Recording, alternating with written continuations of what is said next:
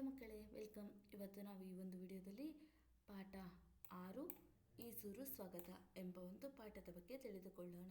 ಅದಕ್ಕೂ ಮೊದಲು ನೀವೇನಾದರೂ ಫಸ್ಟ್ ಟೈಮ್ ನಮ್ಮ ಚಾನಲ್ ನೋಡ್ತಿದ್ರೆ ಪ್ಲೀಸ್ ಸಬ್ಸ್ಕ್ರೈಬ್ ಮಾಡ್ಕೊಳ್ಳಿ.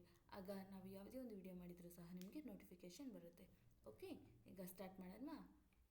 ಏಸೂರು ಕೊಟ್ಟರು ಈಸೂರು ಬಿಡೆವು. ಕೇಳಿದಿರಲ್ಲ ನನ್ನ ಮಡಿಲ ಮಕ್ಕಳ ಧೀರ ಮಾತುಗಳನ್ನು. ಏನು, ನಾನು ಯಾರೆಂದು ತಿಳಿಯುವ ಕುತೂಹಲವೇ? ಕೇಳಿ. ನಾನು ಈಸೂರು ಎಂಬ ಗ್ರಾಮ. ನಾನು ಶಿವಮೊಗ್ಗ ಜಿಲ್ಲೆ ಶಿಕಾರಿಪುರ ತಾಲೂಕಿನಲ್ಲಿದ್ದೇನೆ. ಕುಮದ್ವತಿ ನದಿಯ ಬಲದಂಡೆಯ ಮೇಲಿರುವ ನನ್ನ ಮಡಿಲಿನ ಮಕ್ಕಳು ತಮ್ಮದೇ ಸರ್ಕಾರ ರಚಿಸಿಕೊಂಡು ಬ್ರಿಟಿಷರ ವಿರುದ್ಧ ಹೋರಾಡಿದ ಸ್ವಾತಂತ್ರ್ಯ ಪ್ರೇಮಿಗಳು. ನಾಡಿಗೆ ಕೀರ್ತಿ ತಂದವರು. ನಮ್ಮನ್ನು ಬ್ರಿಟಿಷರು ಆಳುತ್ತಿದ್ದ ಕಾಲ. ನಾವು ಅವರ ಗುಲಾಮರಾಗಿ ತುಂಬ ನೋವು ಹಿಂಸೆ ಅನುಭವಿಸಬೇಕಾಗಿತ್ತು. ಬ್ರಿಟಿಷರನ್ನು ಭಾರತದಿಂದ ಓಡಿಸಬೇಕು, ನಾವು ಸ್ವತಂತ್ರರಾಗಬೇಕು ಎಂಬ ಛಲ ಭಾರತೀಯರಲ್ಲಿ ಮೂಡಿತು. ಮಹಾತ್ಮ ಗಾಂಧಿಯವರು ಬ್ರಿಟಿಷರೇ ಭಾರತ ಬಿಟ್ಟು ತೊಲಗಿ ಎಂಬ ಚಳುವಳಿ ಆರಂಭಿಸಿದರು. ಇದರಿಂದ ಪ್ರೇರಿತರಾದ ನನ್ನ ಜನತೆ ಬ್ರಿಟಿಷ್ ಸರ್ಕಾರಕ್ಕೆ ತೆರಿಗೆ ಕೊಡದಂತೆ ಚಳುವಳಿ ನಡೆಸಿದರು. ಅಧಿಕಾರಿಗಳಿಗೆ ಹೆದರದಂತೆ ಜನರಿಗೆ ಕರೆ ಕೊಟ್ಟರು. ಸರ್ಕಾರಿ ಅಧಿಕಾರಿಗಳಿಗೆ, ಕಚೇರಿಗಳಿಗೆ ಧಿಕ್ಕಾರ ಕೂಗಿದರು. 25 ಸೆಪ್ಟೆಂಬರ್ 1942ರಂದು ಬ್ರಿಟಿಷ್ ಸರ್ಕಾರದ ಅಧಿಕಾರವನ್ನು ಧಿಕ್ಕರಿಸಿದರು. ಏಸೂರು ಕೊಟ್ಟರು ಈಸೂರು ಬಿಡೆವು ಎಂಬ ಜನರ ಘೋಷಣೆ ಮುಗಿಲು ಮುಟ್ಟಿತು. ನನ್ನನ್ನು ಸ್ವತಂತ್ರ ಹಳ್ಳಿ ಎಂದು ಸಾರಿದರು. ತಮ್ಮದೇ ಆದ ಸರ್ಕಾರ ರಚಿಸಿಕೊಂಡು ಗ್ರಾಮದ ಆಡಳಿತ ನಡೆಸಲು ಪಣತೊಟ್ಟರು. ಮರುದಿನ ಬ್ರಿಟಿಷ್ ಸರ್ಕಾರಿ ಅಧಿಕಾರಿಗಳಾದ ಪಟೇಲ್ ಚನ್ನಬಸವಯ್ಯ ಮತ್ತು ಶಾನುಭೋಗ ರಂಗನಾಥರಾವ್ ಕಂದಾಯದ ವಸೂಲಿಗೆ ಈಸೂರಿಗೆ ಬಂದರು. ಖಾತೆ ಕಿರ್ದಿ ಪುಸ್ತಕಗಳೊಂದಿಗೆ ಕಂದಾಯ ವಸೂಲಿಗೆ ಬಂದ ಅಧಿಕಾರಿಗಳನ್ನು ಹೋರಾಟಗಾರ ಯುವಕರು ವಿರೋಧಿಸಿದರು. ರಾಜೀನಾಮೆ ಕೊಡಿ, ಗಾಂಧಿ ಟೋಪಿ ಧರಿಸಿ ಎಂದು ವಿನಂತಿಸಿದರು. ಮಾತಿನ ಚಕಮಕಿ ನಡೆಯಿತು. ವಿನಂತಿಗೆ ಒಪ್ಪದ ಅಧಿಕಾರಿಗಳಿಂದ ಹೋರಾಟಗಾರರು ಖಾತೆ ಕೀರ್ತಿ ಪುಸ್ತಕಗಳನ್ನು ಕಸಿದುಕೊಂಡರು. ಅಧಿಕಾರಿಗಳು ಸೋತರು. ತಾವು ತಂದ ಪುಸ್ತಕಗಳನ್ನು ಪಡೆಯಲಾಗದೆ ಹಿಂತಿರುಗಿದರು. ಹೋರಾಟ ಅಲ್ಲಿಗೆ ನಿಲ್ಲಲಿಲ್ಲ.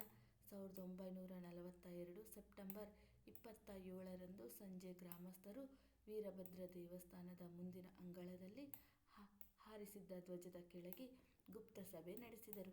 ಭವಿಷ್ಯದ ಪ್ರಜೆಗಳಾದ ಮಕ್ಕಳನ್ನು ಒಳಗೊಂಡ ತಮ್ಮದೇ ಸರ್ಕಾರವನ್ನು ರಚಿಸಿ ಊರ ರಕ್ಷಣೆಗೆ ನಿಂತರು. ಮಕ್ಕಳಾದ ಸಾಹುಕಾರ್ ಜಯಣ್ಣನನ್ನು ಅಮಲ್ದಾರನನ್ನಾಗಿಯೂ ಮಲ್ಲಪ್ಪಯ್ಯನನ್ನು ಪೊಲೀಸ್ ಅಧಿಕಾರಿಯನ್ನಾಗಿಯೂ ನೇಮಿಸಿದರು. ಇವರೊಂದಿಗೆ ಇತರೆ ಮಕ್ಕಳೂ ಸೇರಿಕೊಂಡರು.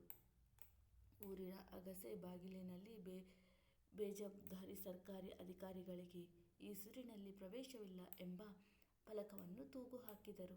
ಅಲ್ಲೇ ಕಚೇರಿಯನ್ನು ಪ್ರಾರಂಭಿಸಿದರು. ಗಮನಿಸಿದಿರಾ ನನ್ನ ಮಡಿಲಿನ ಮಕ್ಕಳ ಸಾಹಸವನ್ನು? ಖಾತೆ ಕೀರ್ತಿ ಪುಸ್ತಕವನ್ನು ಪಡೆಯಲು ಪಟೇಲ್ ಚನ್ನಬಸವಯ್ಯ ಮತ್ತು ಶಾನುಭೋಗ ರಂಗನಾಥರಾವ್ ಮತ್ತೆ ಬಂದರು. ಮಕ್ಕಳಿಂದ ರಚನೆಯಾದ ಹೊಸ ಸರ್ಕಾರದ ಅಧಿಕಾರಿಗಳು ಅವರಿಬ್ಬರನ್ನು ತಡೆದರು. ರಾಜೀನಾಮೆ ಕೊಟ್ಟು ಗಾಂಧಿ ಟೋಪಿ ಹಾಕಿಕೊಂಡು ಈಸೂರು ಸರ್ಕಾರದಲ್ಲಿ ಕೆಲಸ ಮಾಡಬೇಕೆಂದು ಅವರಿಗೆ ಆಜ್ಞೆ ಮಾಡಿದರು. ಇದಕ್ಕೆ ಅವರು ಒಪ್ಪಲಿಲ್ಲ. ಅವರಿಗೆ 50 ರೂಪಾಯಿ ದಂಡ ವಿಧಿಸಲಾಯಿತು. ದಂಡ ಕಟ್ಟದ ಅವರಿಗೆ 3 ಗಂಟೆ ಕಾಲ ಒಂಟಿ ಕಾಲಲ್ಲಿ ನಿಲ್ಲುವಂತೆ ಶಿಕ್ಷೆ ವಿಧಿಸಲಾಯಿತು. ಇದರಿಂದ ನನ್ನ ಮಡಿಲಿನ ಮಕ್ಕಳು ಅನುಭವಿಸಿದ ನೋವನ್ನು ನಿಮಗೆ ಹೇಳಲೇಬೇಕು. ಈಸೂರಿನಲ್ಲಿ ಸ್ವತಂತ್ರ ಸರ್ಕಾರದ ರಚನೆಯನ್ನು ತಿಳಿದ ಬ್ರಿಟಿಷ್ ಅಧಿಕಾರಿಗಳು ಕೋಪಗೊಂಡರು. ತಾಲೂಕಿನ ಅಮಲ್ದಾರರು, ಪೊಲೀಸ್ ಅಧಿಕಾರಿ ಮತ್ತು ಸಿಬ್ಬಂದಿಯೊಂದಿಗೆ ಗ್ರಾಮಕ್ಕೆ ದಾಳಿ ಇಟ್ಟರು. ಬ್ರಿಟಿಷ್ ಅಧಿಕಾರಿಗಳು ಗ್ರಾಮ ಪ್ರವೇಶಿಸದಂತೆ ಜನರು ಪ್ರತಿಭಟಿಸಿದರು. ಕೋಪಗೊಂಡ ಅಧಿಕಾರಿಗಳು ನಿರಾಯುಧ ಜನರ ಮೇಲೆ ಲಾಠಿ ಬೀಸಿದರು. ಸಿಕ್ಕವರನ್ನೆಲ್ಲ ಚಚ್ಚಿದರು. ರೊಚ್ಚಿಗೆದ್ದ ಜನರ ಪ್ರತಿಭಟನೆ ಹೆಚ್ಚಾಯಿತು. ಏಸೂರು ಕೊಟ್ಟರು ಈಸೂರು ಬಿಡೆವು ಎಂಬ ಘೋಷಣೆ ಮತ್ತೊಮ್ಮೆ ಮುಗಿಲು ಮುಟ್ಟಿತು. ಪೊಲೀಸರು ತಾಳ್ಮೆ ಕಳೆದುಕೊಂಡು ಜನರ ಮೇಲೆ ಗುಂಡು ಹಾರಿಸಿದರು. ರೊಚ್ಚಿಗೆದ್ದ ನಮ್ಮ ಜನರು ಅವರ ಮೇಲೆ ಮುಗಿಬಿದ್ದರು. ಅಮಲ್ದಾರ ಚನ್ನಕೃಷ್ಣಪ್ಪ ಮತ್ತು ಪೊಲೀಸ್ ಅಧಿಕಾರಿ ಕೆಂಚೇಗೌಡ ಸತ್ತರು. ಬ್ರಿಟಿಷ್ ಸರ್ಕಾರಕ್ಕೆ ವಿಷಯ ಮುಟ್ಟಿತು. ಹೆಚ್ಚಿನ ಪೊಲೀಸ್ ಮತ್ತು ಸೈನ್ಯ ದಳವನ್ನು ಕಳಿಸಿ ಈಸೂರನ್ನು ಲೂಟಿ ಮಾಡಿಸಿತು. ಹೆಂಗಸರು ಮಕ್ಕಳೆನ್ನದೇ ಅನೇಕರು ಚಿತ್ರಹಿಂಸೆಗೆ ಗುರಿಯಾದರು. ಸರ್ಕಾರದ ವಿರುದ್ಧ ಬಂಡೆದ್ದರೆಂದು ಹಲವರ ವಿರುದ್ಧ ಮೊಕದ್ದಮೆ ಹೂಡಲಾಯಿತು. ಮುಂದೆ ಆ ವೀರರಲ್ಲಿ 5 ಮರಣದಂಡನೆಗೆ ಗುರಿಯಾದರು. ನನ್ನ ಜನರ ಸ್ವಾತಂತ್ರ್ಯ ಪ್ರೇಮ ಹಾಗೂ ಮಕ್ಕಳ ಧೈರ್ಯವು ಕನ್ನಡಿಗರ ಮನೆ ಮಾತಾಯಿತು. ಇಡೀ ಭಾರತದಲ್ಲೇ ಸ್ವಾತಂತ್ರ್ಯ ಪೂರ್ವದಲ್ಲಿ ಮೊಟ್ಟ ಮೊದಲಿಗೆ ಸ್ವತಂತ್ರಹಳ್ಳಿ ಎಂಬ ಹೆಸರನ್ನು ಪಡೆದ ನಾನೇ ಧನ್ಯ. ಇಷ್ಟು ಈ ಒಂದು ಪಾಠ ಆಗಿದೆ.